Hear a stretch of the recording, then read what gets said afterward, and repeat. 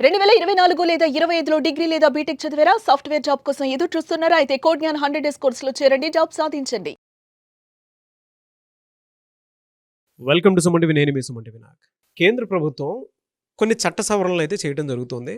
అయితే అందులో ముఖ్యంగా ప్రతి ఫ్యామిలీ మెంబర్స్కి షాక్ అయ్యేటువంటి చట్టం ఏదైనా ఉంది అని అంటే ప్రస్తుతం దానికి సంబంధించిందే ఒక సవరణ జరుగుతుంది. యాన్సెస్ట్రల్ ప్రాపర్టీస్ ఏవైతే ఉంటాయో అవి పిల్లలకి చెందకూడదు అనుకునేటువంటి ఉద్దేశంతో దాంట్లో కొన్ని సవరణలు అయితే చేయడం జరుగుతుంది. అది ఎంతవరకు కరెక్ట్, ఏ విధంగా ఉండేటువంటి అవకాశం ఉంది అనేది ఈరోజు మనతో పాటు హైకోర్టు అడ్వకేట్ అలాగే రవీంద్రనాథ్ గారు ఉన్నారు. అది వారి మాట్లాడి తెలుసుకుందాం.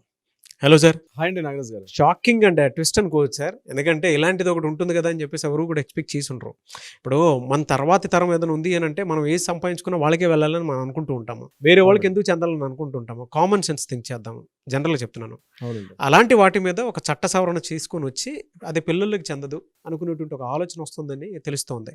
అది ఎంతవరకు కరెక్ట్, చట్టాలు అసలు అటువంటి వాటికి ఏం చెప్తున్నాయి, దానితో పాటు ఫర్దర్గా ఇది ఏ విధంగా ఉండేటువంటి అవకాశం ఉంది? ఎందుకంటే ప్రతి ఫ్యామిలీ మెంబర్కి పిల్లలకైతే షాకింగే వినేటప్పుడైనా సరే. ఈవెన్ మీరు నేను డిస్కస్ చేసుకునేటప్పుడే కింద కామెంట్ బాక్స్లో చాలా మంది పెట్టేస్తారు కూడా. అవును సార్, అవును. మీ ఒపీనియన్ ఏంటి సార్? అసలు సార్, ప్రాపర్టీస్ రెండు రకాలుగా ఉంటాయి నాగరాజ్ గారు. ఒకటి యాన్సిస్ట్రల్ ప్రాపర్టీ, రెండవది సెల్ఫ్ గెయిన్డ్ ప్రాపర్టీ అంటారు. అంటే స్వార్జితమైన ఆస్తి, ఇంకొకటి పిత్రార్జితమైనటువంటి ఆస్తి అని రెండు రకాలు.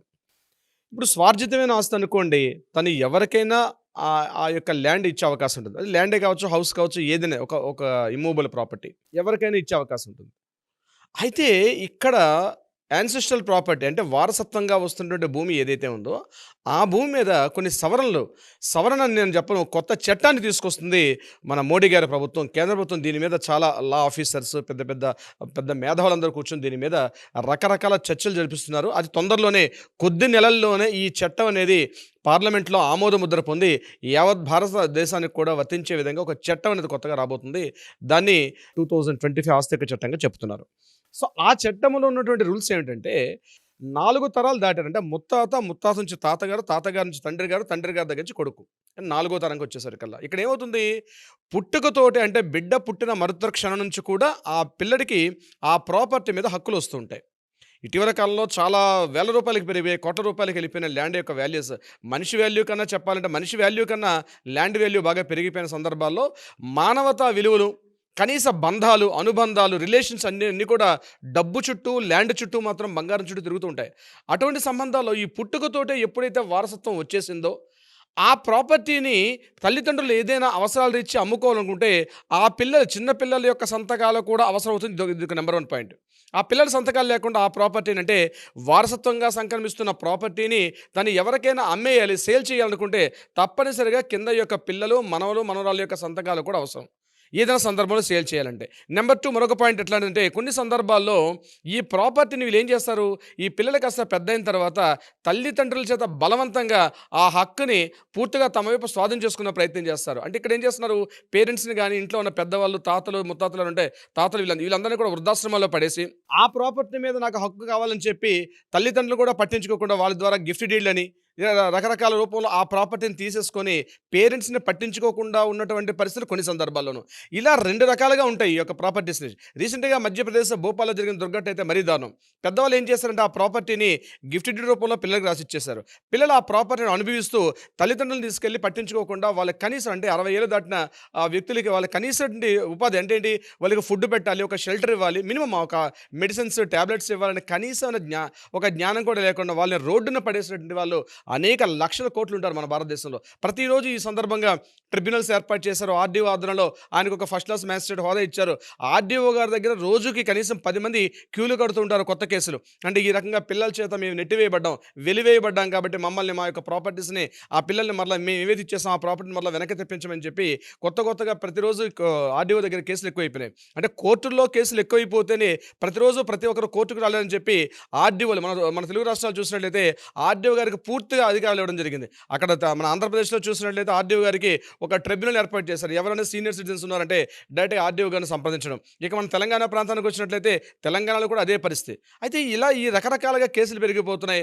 ఆ పూర్వీకుల నుంచి వస్తున్న ఆస్తిని అనుభవిస్తున్నారు తప్పించి పెద్దల మాత్రం పట్టించుకోకుండా రోడ్డున పడేసిన సంఘటనలు కోకొల్లలుగా జరిగిపోతున్నాయి. సో దీనికి ఇలా కాదు, దీనికి ఒక ప్రత్యేకమైన చట్టం ఏర్పాటు చేయాలని చెప్పి కేంద్ర ప్రభుత్వం పూర్తి ఒక విధి విధాన రూపకల్పనతో పిల్లల యొక్క పోషణ, పిల్లల యొక్క బాధ్యత ఏంటంటే వృద్ధుల యొక్క పోషణ భారం, అదేవిధంగా వాళ్ళ మంచి చెడులు ఏదైనా వాళ్ళని చూసే అవకాశం, ఒకవేళ ఏదైనా సందర్భాల్లో పిల్లలకి మాత్రం ఏదైనా ప్రాపర్టీ ఇచ్చినా ఎట్ ఎనీ టైం మరలా ప్రాపర్టీని వెనక్కి తీసుకునే హక్కు తల్లిదండ్రులను కల్పిస్తూ, అదేవిధంగా ఆ ప్రాపర్టీస్ అంటే అది కొంతమంది పెద్దవాళ్ళు ఏం చేస్తారంటే ఈ పిల్లల యొక్క సంతకాలు లేకుండా ప్రాపర్టీస్ అమ్మే సందర్భాల్లో కూడా మ్యాండేటరీ చేశారు. పిల్లల యొక్క సంతకాలు ముఖ్యంగా యాన్సెస్ట్రల్ ప్రాపర్టీని అమ్మేటప్పుడు అక్కడ ఒక బాక్సులు పెట్టి ఖచ్చితంగా ఒక ఆప్షన్ పెట్టి ఖచ్చితంగా ఎంతమంది ప్రాపర్టీస్ ఉన్నారో, for example legal heir certificate కావాలి, ఫ్యామిలీ మెంబర్ సర్టిఫికేట్ కావాలి, ఈ సర్టిఫికేట్స్ని ప్రొడ్యూస్ చేస్తే తప్ప అక్కడ ఆ ప్రాపర్టీ పిల్లలకి వారసులు ఎవరు వెళ్తున్నారో వాళ్ళందరూ సంతకాలు పెడితే కానీ డాక్యుమెంట్ సంతకాలు ఆ డాక్యుమెంట్కి వ్యాలిడిటీ లేకుండా ఇలా ఒక పటిష్టమైనటువంటి ఒక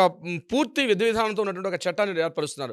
దీని మీద చాలా వరకు ప్రతి కోర్టులు కూడా దీని మీద డాక్యుమెంట్స్ వెళ్ళాయి. అంటే దాని కరెక్షన్స్ కానీ కొత్త ఐడియాలజీ కూడా ఇమ్మని చెప్పి రావడం కూడా జరిగింది. 2 years నుంచి దీనికి సంబంధించి రకరకాల సమీకరణాలు, చేర్పులు, మార్పులు అనేకం జరుగుతూ ఉన్నాయి.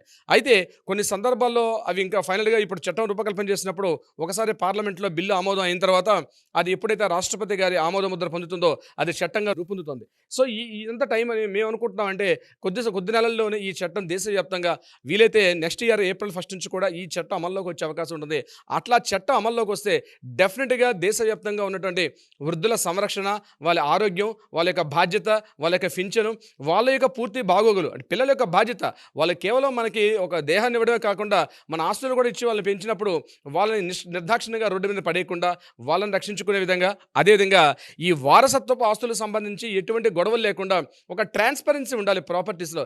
ఇప్పటికే ఆధార్ కార్డు లింక్ పెట్టి చాలా వరకు ప్రాపర్టీస్ని ఒక స్ట్రీమ్ లైన్ తీసుకొచ్చారు. అయితే ఓవర్ నైట్ ఏది కూడా జరగదు కాబట్టి కొద్ది సంవత్సరాల్లో ప్రయోగాత్మకంగా ఇప్పుడు పంజాబ్, హర్యానా, రాజస్థాన్ ఈ ప్రాంతాల్లో కొన్ని చోట్ల జరుగుతూ ఉన్నాయి. సో తొందరలోనే దేశవ్యాప్తంగా అన్ని రాష్ట్రాల్లో కూడా ఇంప్లిమెంట్ చేస్తే తప్పనిసరిగా ఈ ప్రాపర్టీ విషయాల్లో, ఆస్తి గొడవలు, ఆస్తి తగాదాల విషయంలో యాన్సెస్ట్రల్ ప్రాపర్టీకి సంబంధించి పూర్తిగా ఒక సిస్టమ్ కానీ ఫామ్ అయినట్టయితే ఈ స్థిరాస్తి విలువలకు సంబంధించి, స్థిరాస్తి గొడవలకు సంబంధించి గొడవలు లేకుండా ఒక ట్రాన్స్పరెంట్ ఉండే అవకాశం ఉంటుంది నాగరాజ్ గారు. బట్ ఇది ఏ విధంగా ఆమోదయోగ్యంగా ఉంటుందో అనేది మాత్రం వేచి చూడాలి. Anyways thank you so much Alagari Ravindranath గారు. Thank you so much Nagaraj గారు. సుమన్ టీవీలో మీ పర్సనల్ అండ్ బిజినెస్ ప్రమోషన్స్ కోసం కింది నెంబర్కి కాంటాక్ట్ చేయండి.